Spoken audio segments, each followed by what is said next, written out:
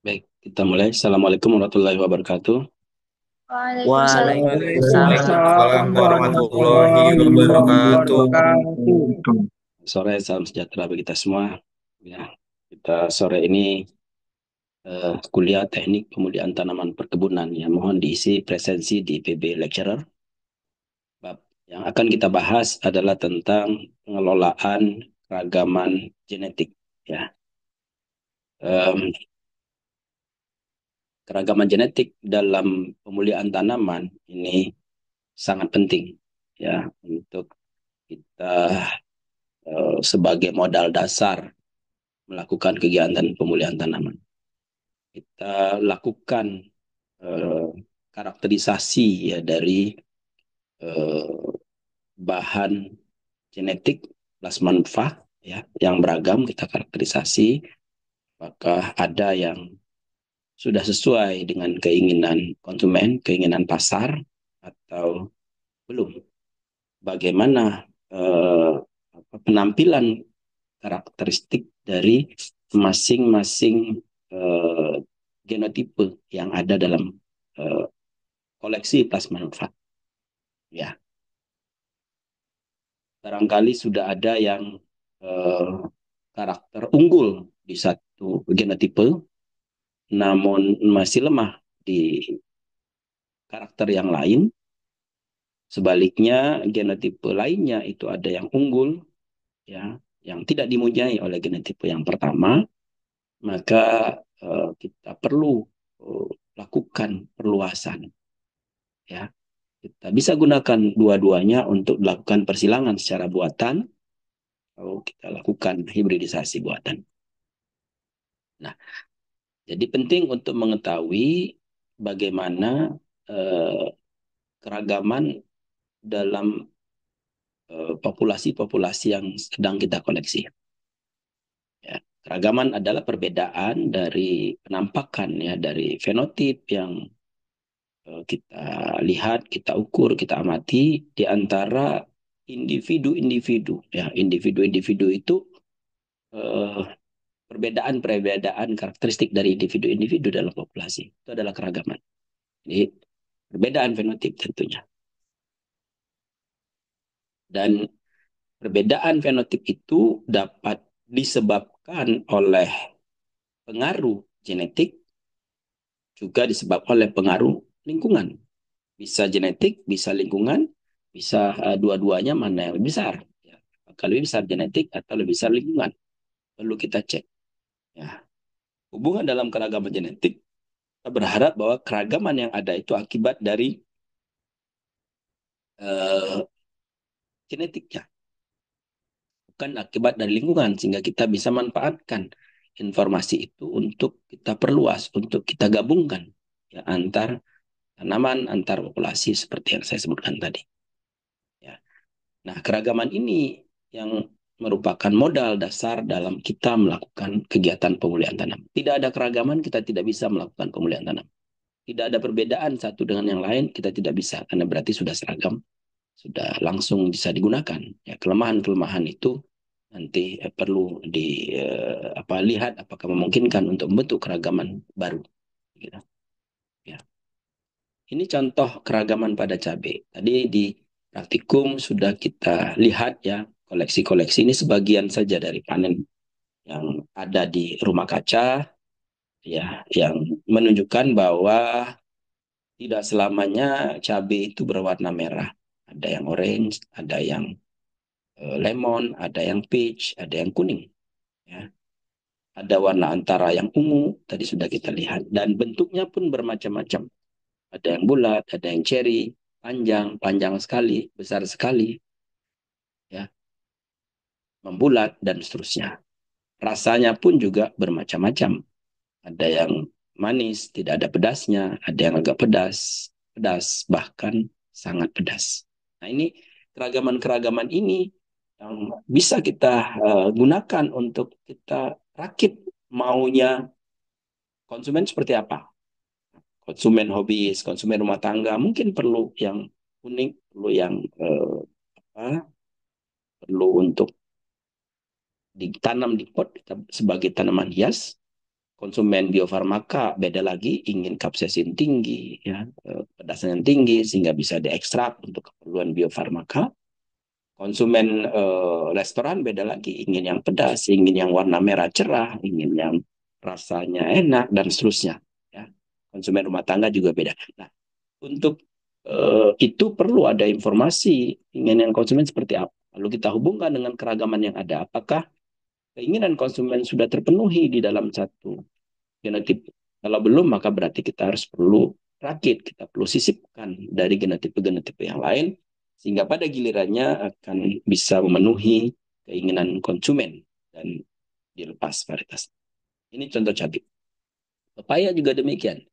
Jadi ada pepaya yang ukurannya besar, ukurannya kecil, yang sedang, yang warna hijau tua, warna hijau muda, buahnya bahkan kuning dan seterusnya banyak ya ragamannya. Demikian juga dengan sawit. Nah, sawit juga ternyata meskipun terlihat mirip-mirip saja, ternyata banyak perbedaannya. Ya, ada perbedaannya. Yang cangkangnya tebal, yang cangkangnya tipis, yang tidak bercangkang, yang ada duri, yang tidak berduri, ya, yang kadar minyaknya tinggi, ada kadar minyaknya rendah, kandungan minyaknya, lemak jenuh, lata jenuhnya, proporsinya dan sebagainya banyak. Ya. Nah, keragaman kelapa sawit ini bermanfaat untuk merakit varietas unggul kelapa sawit. Sehingga perlu dipetakan apakah ada genotipe-genotipe yang kira-kira bisa dimanfaatkan. Kalau tidak, maka kita perlu untuk mencari apakah ada di tempat lain. Ya, nanti kita akan lihat ada yang namanya center of origin, ya, asal muasal dari kelapa sawit, atau center of diversity, tempat pengembangan untuk budidaya yang akibat dari lingkungan tersebut ada ada keragaman di situ. Ya, ini contoh keragaman kelapa sawit. Lalu apa saja bentuk keragaman? Ada keragaman kualitatif, ini dikendalikan oleh gen-gen mayor, satu gen, satu sifat, di mana pengaruh lingkungan terhadap eh, karakter tersebut adalah kecil. Ya. Contohnya adalah warna kulit buah pada kelapa sawit. Kalau yang Ada, ungu tuh dia tinggi. ya, Kayaknya nak tuh. Apa yang tinggi? Ya betul. Gula tinggi. anak saya di mute ya. Nah, eh, ada yang warnanya eh, mengarah ke ungu tua, intermediate-nya kemudian bahkan hitam, mengarah ke hitam, itu nigresan. Tipe nigresan disebut, ini yang umum dipakai di perkebunan kelapa sawit. Lalu kemudian ada intermediate, lalu kemudian agak matang. Kemudian matang warnanya agak berubah sedikit. Tetapi eh, secara selintas itu sulit dibedakan, ya, matang atau tidak, sehingga indikator matangnya tidak berdasarkan warna tapi berdasarkan berondolan berapa yang sudah jatuh, misalnya seperti itu. Nah, ada tipe virescent.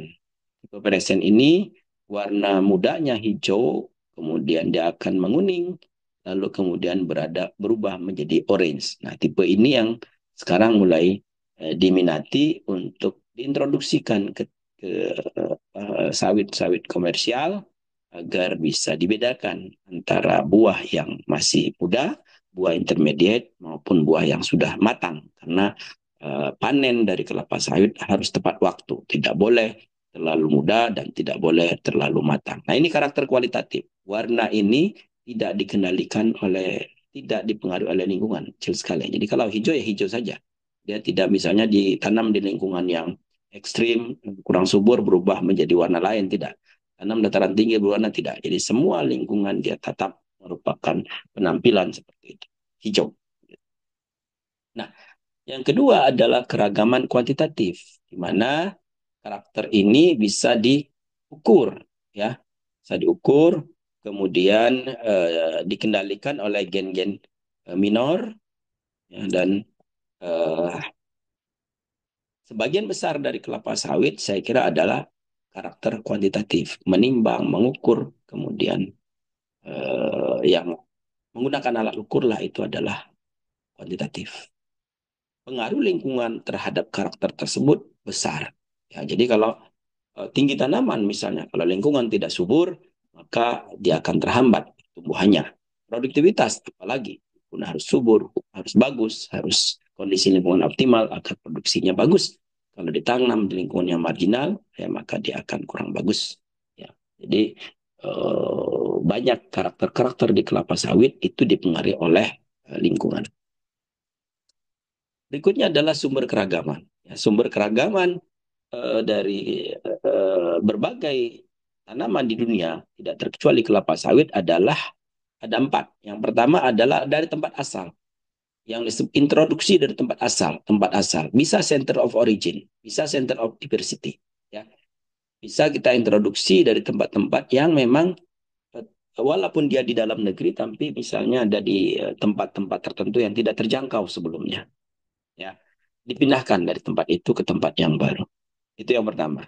Yang kedua adalah persilangan buatan. Itu juga akan menciptakan keragaman-keragaman baru. Anda sudah praktikum tadi hibridisasi buatan, itu nanti akan menciptakan keragaman-keragaman baru. Itu adalah sumber keragaman tentunya.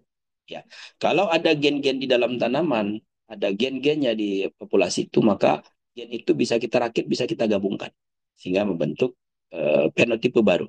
Ya, atau juga gennya kita ubah yang disebut dengan mutasi. Mutasi juga bisa menyebabkan keragaman baru karena perubahan genetik akibat dari tekanan lingkungan yang mutasi alami maupun mutasi buatan, baik itu mutasi fisik maupun juga mutasi akibat bahan kimia, mutasi kimia. Ya.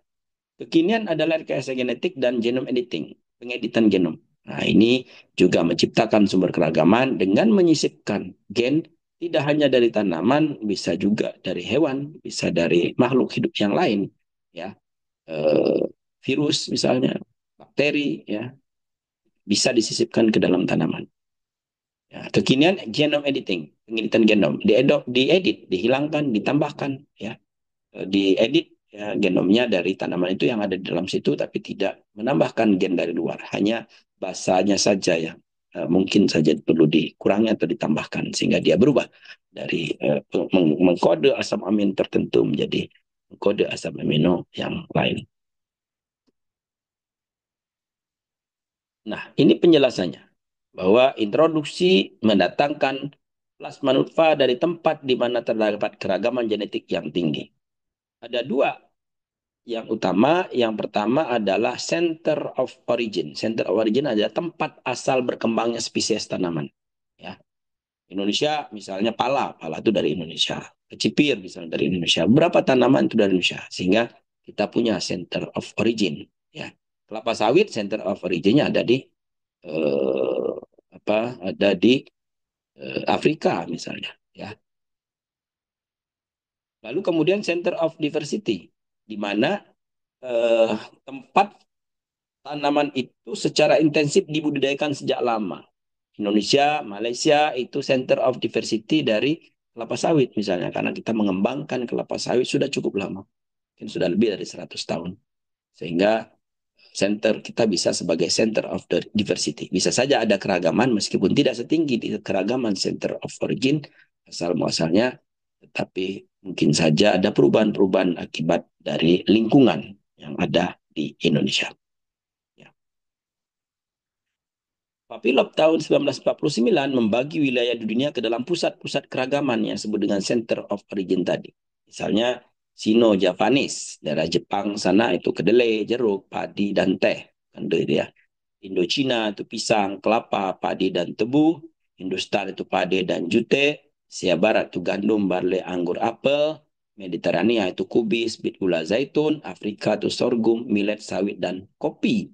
Eurosiberia itu oat dan rye, Amerika Latin itu jagung, kentang, ubi jalar, kelapa, pohon, tomat, kapas, tembakau, coklat, dan karet. Amerika Utara bunga matahari. Indonesia belum terlihat ada dalam daftar, bisa saja karena Indonesia adalah pencampuran dari berbagai persinggahan ya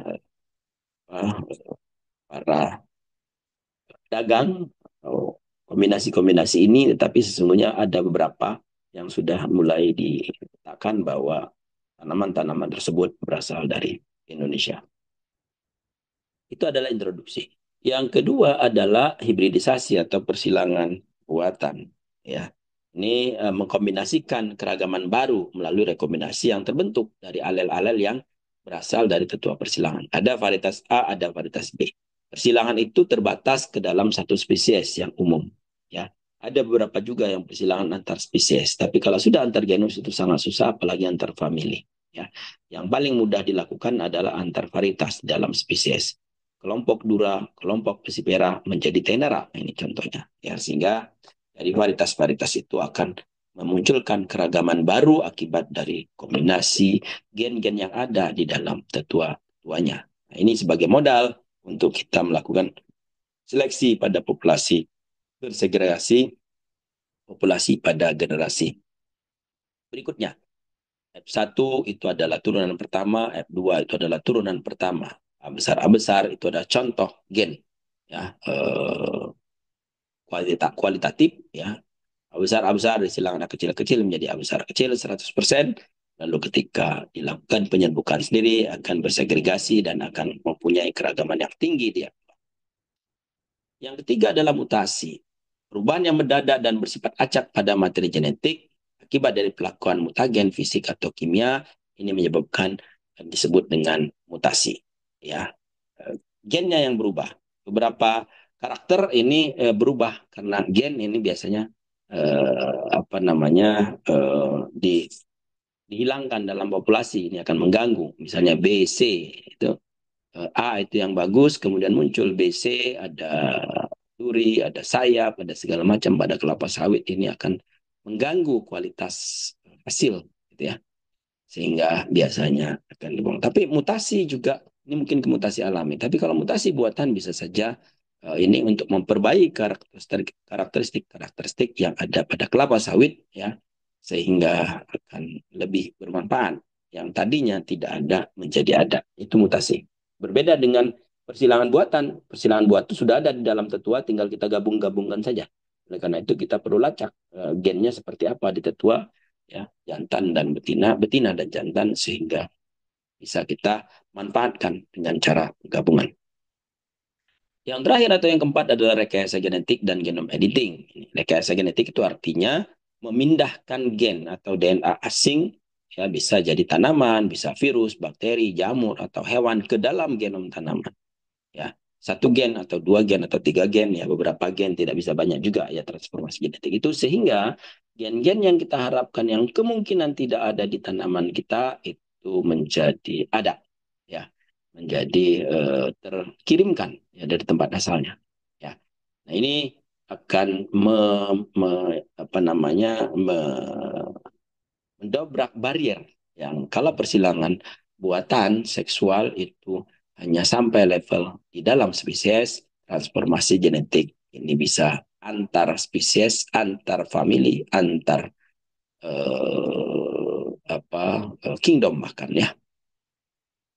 Nah, beberapa negara, beberapa kelompok orang itu tidak menyetujui adanya rekayasa genetik. Ya. Nah, oleh karena itu muncul ilmu baru yaitu genome editing. Jadi genome editing itu tidak rekayasa genetik, tidak mengirimkan gen dari luar. Tapi gen yang ada di dalam tanaman itu diedit, ya, dihapus, ditambah atau diubah segmen tertentu, tapi tidak menyisipkan gen dari luar, hanya di dalam tanaman itu. Nah ini sebetulnya mirip dengan mutasi. Kalau mutasi itu kita random, kita dera dengan agen mutasi, misalnya sinar X, ya sinar gamma umumnya, atau bahan kimia, lalu dia akan berubah secara acak, lalu kita lakukan seleksi apakah sesuai atau tidak dengan keinginan. Nah, ini genome editing itu menambah, menghapus atau mengurangi yang memang ada dalam tanaman sehingga mudah-mudahan dengan cara ini produknya bisa diterima oleh banyak kalangan. Sebelum saya lanjutkan, ada pertanyaan? Silakan.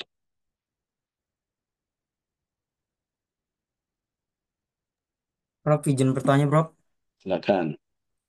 Tadi di slide Prof itu ada yang bagian mutasi, Prof, yang gambar berondolannya dia itu apa namanya? Dia nggak kayak berondolan seperti umumnya, Prof. Jadi saya pernah dekat rumah saya itu ada brondolan yang ini Prof. Nah ini.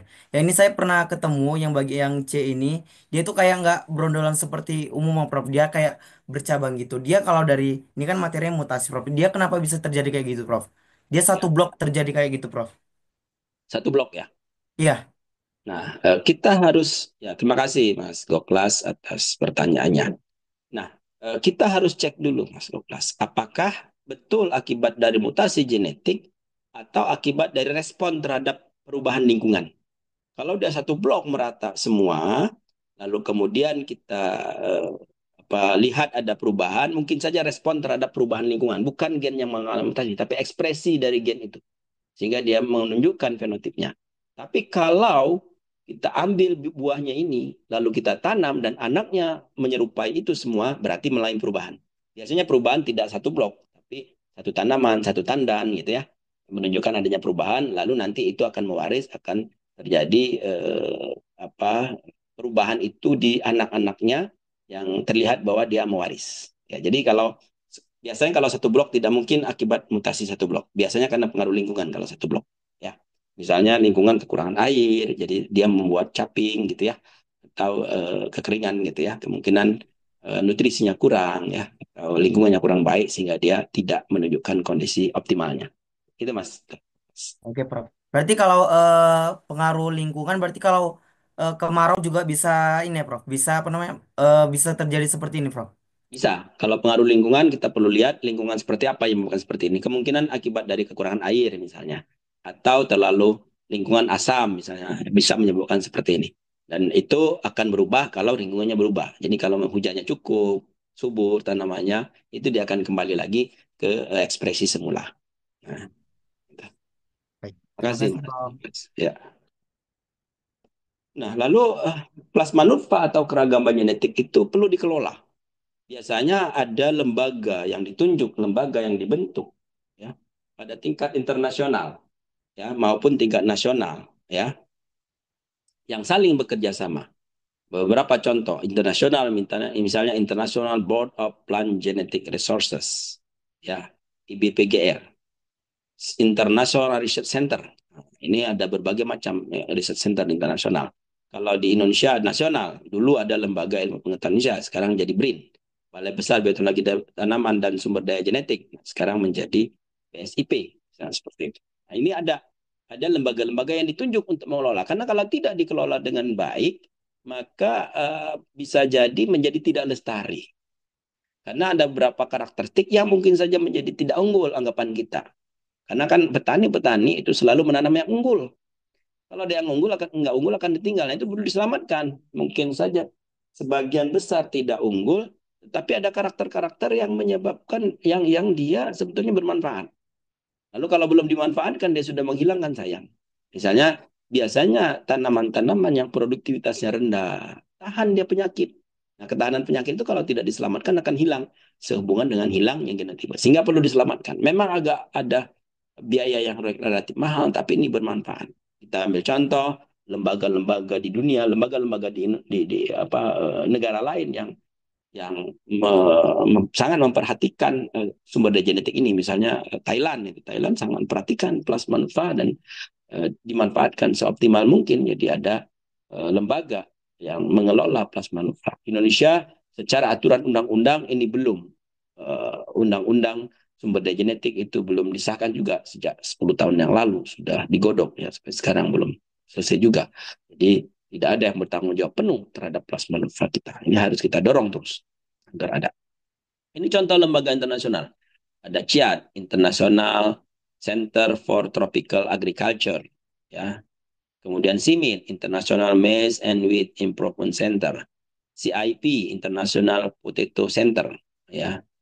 ICARDA, International Center for Agriculture in the Dry Area. Ini ada di Syria. Kalau CIP ada di Peru, CIMIT ada di Meksiko, CIAT ada di Kolombia. Ada koleksi-koleksi yang di ini kan.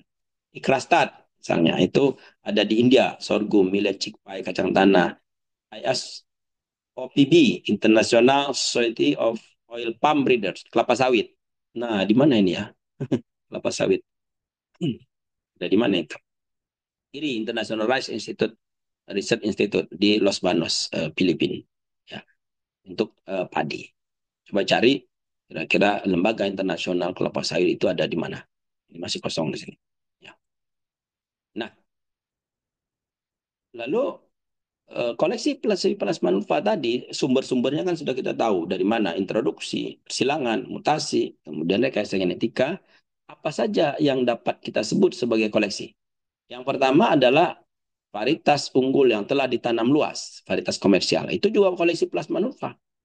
Karena yang disebut dengan unggul adalah unggul saat ini, tanam luas. Jangan terlalu terlena, karena tidak semua varietas unggul akan bertahan sepanjang masa. Ya, ini juga harus ada penyelamatan, penyimpanan. Bisa saja varietas unggul itu unggul sekarang, lalu nanti patah, lalu hilang. Ya, tidak diselamatkan, lalu hilang. Petani tidak tanam lagi. Ya, dulu IR64 sangat ngetop, diganti Ceherang. Sekarang sudah mulai diganti dengan varietas lain seiring dengan perkembangan zaman, perkembangan dunia, perkembangan global. Ya. Atau galur-galur harapan hasil pemulihan, breeding line yang hasil persilangan, ada galur A, galur B, galur C yang sudah membentuk galur tetapi belum optimum dimanfaatkan, maksudnya hanya satu dua dimanfaatkan untuk pelepasan varietas, tapi galurnya sebetulnya banyak. Varietas lokal ini banyak sangat penting. Banyak petani yang memanfaatkan varietas lokal karena adaptasinya bagus, ya, tahan terhadap hama penyakit, cocok dengan konsumen lokal. Misalnya ada beberapa varietas cabai di Sumatera Barat itu dipertahankan oleh lokal. Ada beberapa jagung pulut itu dipertahankan di Sulawesi. Ya, meskipun varietas komersialnya sudah ada. Mereka masih menyukai varietas-varietas lokal karena keunggulan-keunggulannya. Belum tentu varietas yang unggul nasional diintroduksikan ke suatu daerah itu dapat beradaptasi dengan baik. Ya. Yang berikutnya spesies liar, kerabat dari spesies budidaya. Ya, jadi kalau kelapa sawit itu spesies budidayanya ada, lalu spesies liarnya itu juga bisa dimanfaatkan untuk memperbaiki atau sebagai sumber plasma nutfah. Nah, bagaimana dengan kelapa sawit? Kelapa sawit itu Elais guinensis ini diusahakan secara komersial di Afrika, Amerika Selatan, Asia Tenggara, Pasifik Selatan, serta beberapa daerah lain dengan skala yang lebih kecil. Indonesia, Malaysia itu skala yang luas. Tanaman ini berasal dari Afrika. Ya. Kemudian diklasifikasikan oleh Jacquin 1763 sebagai Elais guinensis dengan jumlah kromosom N sama dengan 16. Ya, 2N sama dengan 8 tambah 24. Jadi 30, berapa itu? 24 tambah 8 itu 32. N sama dengan 11 berarti 2N sama dengan 32. Nah, jadi spesies kelapa sawit Amerika Selatan ini ada juga yang kemudian diberi nama Elais melanococa, tapi diganti oleh Bailey 1940 menjadi Orozo oleifera. Namun atas pertimbangan bahwa spesies ini dapat disilangkan dengan Elais guinensis, maka Westbrook tahun 1965 menggolongkannya sebagai genus Elais. Kita tahu bahwa yang disebut dengan dia satu spesies itu kalau dapat disilangkan dengan mudah menghasilkan turunan yang fertil. Itu satu spesies. Jadi kalau dia masih dapat bersilang, kemungkinan dia satu genus atau satu spesies. Kalau dengan mudah itu satu spesies. Kalau bisa tapi tidak terlalu mudah, itu kemungkinan satu genus. Maka Oroza oleifera itu disebut dengan Elais oleifera. Ya. Kemudian Westbrook tahun 1965 juga menambahkan spesies yang ketiga pada genus Elais, yaitu Elais odora, yang dulu dikenal dengan Barcel odora. Spesies ini berbeda dengan spesies yang dua tadi, ya, karena mempunyai inflorescen biseksual, yaitu bunga betina dan pada dasar spiklet yang terbawah dan bunga jantan di atasnya mirip dengan kelapa. Yang kelapa itu kan bagian ini ada betina, ada jantan dalam satu tandan. Nah, ini juga begitu. Ya, dalam satu inflorescen. Kita tahu bahwa Elais guinensis itu adalah tandan yang berbeda, jantan dan betinanya. Tapi Elais yang ini, odora itu bisa dalam satu tandan mempunyai dua bunga. Uniknya, ini kadang-kadang juga ditemui pada guinensis dan oleifera, dan dikenal sebagai gejala abnormal. Ada juga ternyata di situ, tetapi dianggap abnormal. Nah, Elais melanococa atau Elais oleifera Cortez banyak terdapat di Brazil, Suriname, dan Kolombia. Memang spesies ini sudah mulai dimanfaatkan karena ini dapat disilangkan dengan Elais guinensis. Ya, jadi Elais oleifera itu dapat disilangkan dengan Elais. Sudah mulai kita di Indonesia juga sudah mulai memanfaatkan oleifera untuk meningkatkan keragaman genetik, meningkatkan keragaman dari Elais guinensis. Ya. Nah, Elaelis monococa tadi mempunyai sifat unik. Ya, tadi pertumbuhan meninggi lambat, ya, hanya 20 cm per tahun, dengan Elaelis guinensis kan 45 cm per tahun, tapi sekarang guinensis itu sudah mulai banyak yang lebih cepat ya pertumbuhannya, mulai lambat pertumbuhannya. Memiliki kanopi yang relatif kecil sehingga dapat ditanam lebih banyak per hektar. Guinensis itu bisa sampai 80 sampai semeter ya setahun. Ya. Memiliki kanopi yang relatif kecil sehingga dapat ditanam lebih banyak per hektar, jadi populasinya lebih banyak. Kemudian memiliki seks rasio tinggi dan sedikit sekali tandan bunga jantan. Seks rasio di sini hubungannya adalah betina dan jantan. Memiliki asam lemak tidak jenuh yang lebih tinggi sehingga ini akan bisa bermanfaat menghasilkan kualitas minyak yang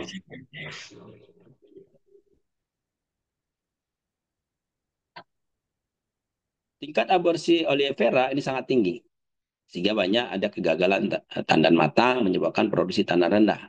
Demikian pula rendemennya. Ya, kadang buah pada satu tandan itu tidak sentak matang. Ya, bentuk batangan juga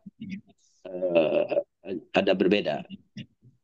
Namun ketahanan terhadap keadaan tergenang ini lebih baik. Sehingga pada daerah sering banjir mungkin akan berguna. Bisa kita sisipkan ya, untuk daerah-daerah kita tahu bahwa daerah kita adalah daerah yang banyak banjirnya. Maka karena pertumbuhan tingginya lambat, umur ekonomisnya mungkin akan lama. Ya. Memang kalau langsung digunakan dari spesies ini belum menguntungkan. Namun gen-gen yang mengendalikan karakter-karakter yang saya sebutkan tadi bisa disisipkan ke guinensis. Nah, guinensis sendiri itu ada 3 varietas. Ada nigrescens yang warna buahnya violet, sudah saya sampaikan tadi, violet sampai hitam waktu muda dan menjadi merah, kuning, orange setelah matang. Sudah tadi kita lihat. Kemudian virescens, yaitu hijau waktu muda dan setelah matang berwarna merah, kuning, orange. Albescens, yaitu buah muda berwarna kuning pucat, tembus cahaya karena mengandung sedikit karotein. Jadi ada 3 kelompok ini. Ya, nigrescens yang paling banyak sekarang dipakai, walaupun tadi saya sampaikan virescens itu bisa saja mulai dimanfaatkan untuk gen yang warna hijau ke dalam nigrescens. Nah, pada buah nigrescens maupun virescens ada yang memiliki karpel tambahan bersayap yang tadi mantlet atau dikenal sebagai diwaka waka. Jadi ini biasanya menjadi masalah tadi. Varietas lain ada yang disebut dengan Elaeis idoletrica, daunnya menyatu atau anak daunnya tidak memisah. Ada yang seperti itu. Nah, varietas-varietas ini semuanya berasal dari Afrika yang tumbuh di hutan sebagai plum groups, palm atau dikenal dengan Palmeraceae naturale, bahasa Perancis kemungkinan. Ya. Jadi maka produktivitas tanaman-tanaman kelapa sawit di Afrika belum tentu lebih tinggi daripada kita. Ya, menurut informasi dari bimbingan saya dari Kamerun, produktivitas di Indonesia kelapa sawitnya lebih tinggi, jauh lebih tinggi dibandingkan dengan Kamerun. Karena Kamerun itu sumber dari kelapa sawit yang secara alami banyak sekali tumbuh sehingga banyak masyarakat lokal yang menanam yang lokal sehingga produktivitasnya tidak terlalu tinggi. Tapi banyak gen-gen yang mungkin bermanfaat yang bisa digunakan, gitu ya. Sehingga kita kirim ya peneliti kita untuk melakukan persilangan di sana. Ya. Jadi nigrescens tadi digunakan sebagai varietas komersial, sementara yang tadi spesies yang lain ataupun juga kelompok yang lain itu digunakan sebagai bahan untuk pemulihan. Jadi produksi maupun kualitas ini nigrescens masih lebih baik daripada yang lainnya. Yang lain hanya untuk menopang saja. Nah, dalam hal kelompok selain daripada nigrescens itu ada nigrescens tenera, ada nigrescens dura, pesipera dan tenera. Tenera adalah persilangan dura dan pesipera. Nah, tenera ini yang menjadi varietas komersial yang menghasilkan minyak lebih tinggi, ya. Nah, tenera itu asal macam-macam, ya, dari apa namanya, tipe yang umum, ya. Jadi ada dari Dura, Deli, ada dari Dura dari tempat lain. Deli Dura itu pertama kali di kebun raya, ya, masuk dari Afrika tahun 1848. Jadi kalau kita berhitung, kalau 1848, kemudian 1948, kemudian 2048, jadi nanti baru belum sampai 200 tahun, ya, sesungguhnya. Dan oleh karena itu, karena beberapa saja yang introduksikan tahun 1848, maka sekarang memerlukan uh, sumber genetik baru agar tidak patah genetiknya, sehingga perlu diintroduksikan dari tempat lain.